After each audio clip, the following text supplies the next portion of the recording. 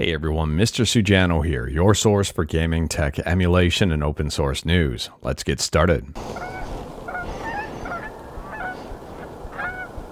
Alright, to kick things off, we're talking about PlayStation 2 emulation with PCSX2, and PCSX2 got a couple of brand new updates you might be interested in. So the first update here is in regard to visual configuration. If you take a look at this commit here, you may wonder what it means.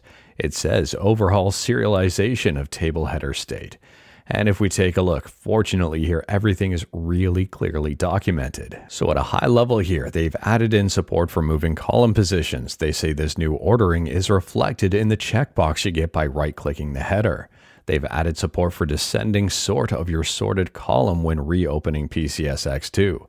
Previously, your column was always sorted in ascending when you reopen PCSX2. They go on to say that this is great for time played, last played, and compatibility, and an overwhelming majority of users sorting those would want descending. If you are interested in this one and wanted to learn more about it, like everything we talk about, links are within that GitHub link in the bottom of the description below. I don't hide my sources. And the second update here is a brand new feature, the pause menu navigation wraparound, and someone asked for this. So someone says, in current pause menu navigation, when you're at the top option and press up, it doesn't wrap around to the lowest option. The selection just stays at the top. Similarly, at the bottom, pressing down doesn't wrap back to the top.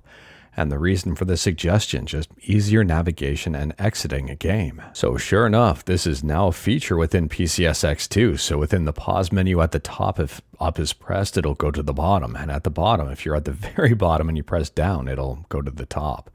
And this, interestingly as well, was done by Stern, who you may know from ARMSX2. Next up here, we're talking about Epic Games and Steam and Tim Sweeney. And Tim Sweeney has made I don't want to say controversial, but made an interesting statement that I kind of agree with, but maybe not agree with in the way that you think. So anyways here, listen to this headline up on PC Gamer.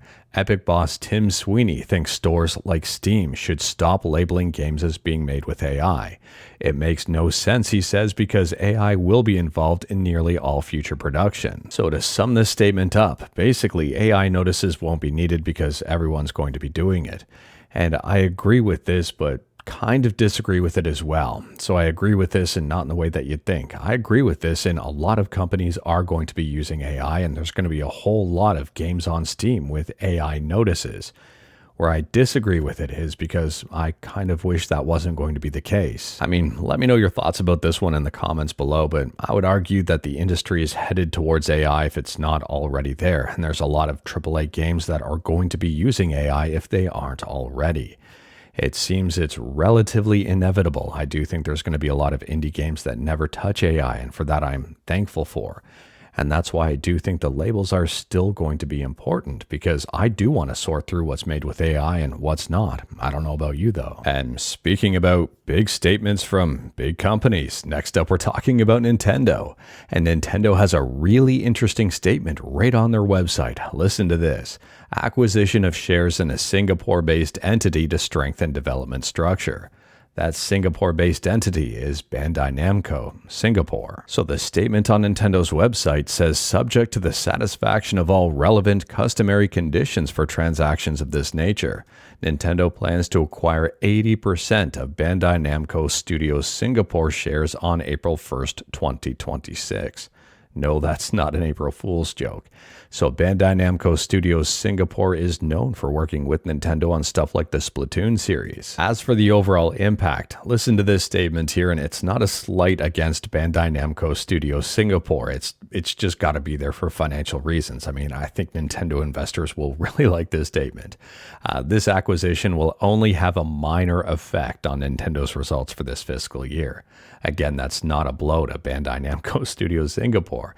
It's a very small piece of Nintendo's very big pie. But let me know your thoughts about this one in the comments below. I would say this is a smart move by Nintendo, but hopefully Nintendo doesn't turn into something like Embracer, where they buy a bunch of stuff and then just end up closing or selling stuff off. We'll have to wait and see on that one, but I think this is a smart move by Nintendo. And speaking about developing video games, next up we're talking about an indie game here that's getting quite a bit of recent attention, and this one is called Cleared Hot. Taking a look on Steam right now, it's got an overwhelmingly positive review score with over 1,200 reviews. and this is a twin-stick shooter. At the time of filming, this game is in early access on Steam. It's currently 10% off and less than $20 US, and it's listed at Steam Deck Playable. I haven't checked this one out myself yet, but I've seen the videos for this one, and I've seen the Steam listing, and this one is on my wish list. Let me know your thoughts about this one in the comments below, and if you've had it, if you've played it, let me know your experiences. Next up, we're quickly talking about KDE, and if you're a fan of KDE and a fan of X11 and not a fan of Wayland, you're not going to like this news. If you're a fan of KDE and a fan of Wayland, well, you're going to really like this announcement. This is right up on their blog. And listen to this title, Going All In on a Wayland Future. Feel free to check out this article for even more information on the matter. And again, like everything we talk about, links are within that GitHub link below. But listen to the first paragraph here. Well, folks, it's the beginning of a new era after nearly 3 decades of KDE desktop environments running on X11. The future of KDE Plasma's 6.8 release will be Wayland exclusive. Support for X11 applications will be fully entrusted to X-Wayland, and the Plasma X11 session will no longer be included. They go on to say, for most users, this will have no immediate impact. The vast majority of our users are already using the Wayland session. It's the default on most distributions, and some of them have already dropped or are planning to drop the Plasma X11 session independently of what we decide. Let me know your thoughts about this one in the comments below. There is a Q&A as well for even more information. But this is pretty big. And speaking about pretty big announcements, next up we're talking about One X Player. And I am very curious to see if other gaming handheld companies follow suit. We'll have to wait and see on that one, but listen to this. Important update. Due to depleted Apex memory and SSD inventory along with continued component cost increases, the Apex Indiegogo pricing will be adjusted in 96 hours. A second price adjustment may also be required if market conditions continue to change. For those planning to back Apex, now is the best time to secure the current pricing. On one hand, I'd argue that this may be a sales tactic, but on the other hand, I would say probably not, because we've talked about the increasing prices of RAM and also micro SD card scarcity and HDD scarcity. It just seems that AI is just gobbling up everything. But anyways here, let me know your thoughts about this one in the comments below. And speaking about gaming handhelds, next up we're talking about Anbernic and Retro Gamecore, and a very interesting review by Retro Gamecore that I would recommend checking out. But listen to the title of this one. Anbernic RG DS Half-Baked Mess. Now, we've talked about this handheld in a number of different videos, and taking a look at the review here, and a lot of the community concerns, I would say, were completely valid and actually kind of realized within this device. Is the device the most powerful? No. Could it be more powerful? Heck yes. And it does seem that this is not the device some people were hoping from Anbernic.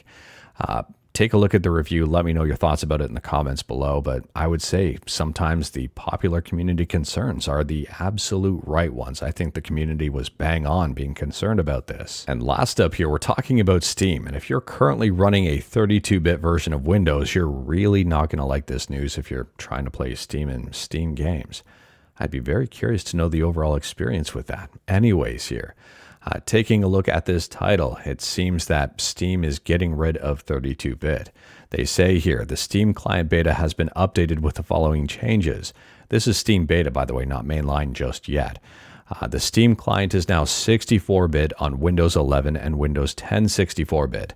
Systems running 32-bit versions of Windows will continue receiving updates to the 32-bit Steam until January 1st. So fortunately here there is a bit of time, and it's worth noting this is the Steam client beta and not the mainline version of Steam just yet, but I'm guessing the date is going to be the exact same.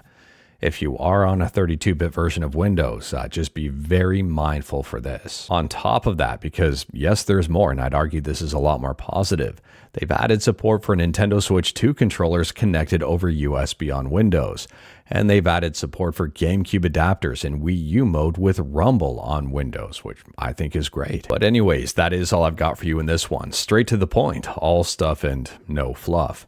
We talked about a bunch today. Feel free to discuss anything we talked about in the comments below. If you liked this video, leave a like. If you didn't like this video, leave a like. Hit that subscribe button. Check out my other videos. Don't tempt fate. Save your state.